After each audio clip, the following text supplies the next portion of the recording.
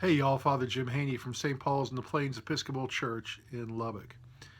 In the Christian year, in the Christian life, there are two hugely important ideas that we have about Jesus that we celebrate every year. One is the glories of his passion and resurrection. We are getting ready to celebrate those with Holy Week and Easter in just a few weeks. Those are hugely important in the Christian life.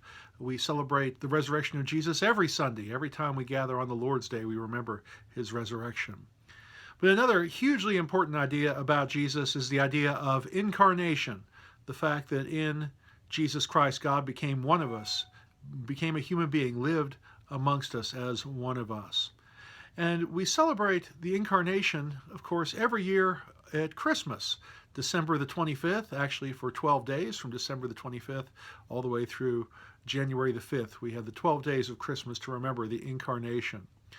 But the incarnation is not just limited to the Christmas season. We might forget this. We might try to put all our eggs in that basket. But the church also observes various other feasts that are associated with Jesus' incarnation, and one of them happens to be this week, this coming Saturday. The 25th of March is always the feast of the Annunciation. In fact, there are feasts of the incarnation that take place in March, in May, in June, and then in December, and again in February.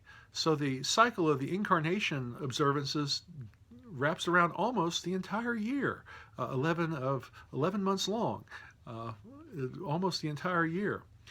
The feast we do celebrate this week, the Annunciation, is that story from the first chapter of Luke when the angel Gabriel appears to Mary in Nazareth and tells her that she is to be with child by the Holy Spirit, that she is to give birth to a son, to Jesus. And we celebrate that every year on the day that is 9 months before Christmas Day, March the 25th. Also this week, yesterday in fact, we celebrated the Feast of St. Joseph. Usually it's on the 19th, but that was a Sunday, so we bumped it to the 20th this year. But this week we have a remembrance of both of Jesus' parents, his adoptive father Joseph and the wonderful dad that he was for Jesus, as well as the feast of the message of the angel to his mother Mary. But while we're at it, Luke narrates other events that happened in Jesus' life. A couple months later, Mary will visit her cousin Elizabeth, John the Baptist's mother.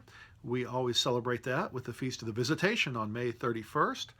Then, 6 months before Jesus is born, John the Baptist is born. We always observe his birthday on the 24th of June, 6 months before Jesus will be born. Of course, we have all the wonderful celebrations of Christmas in December.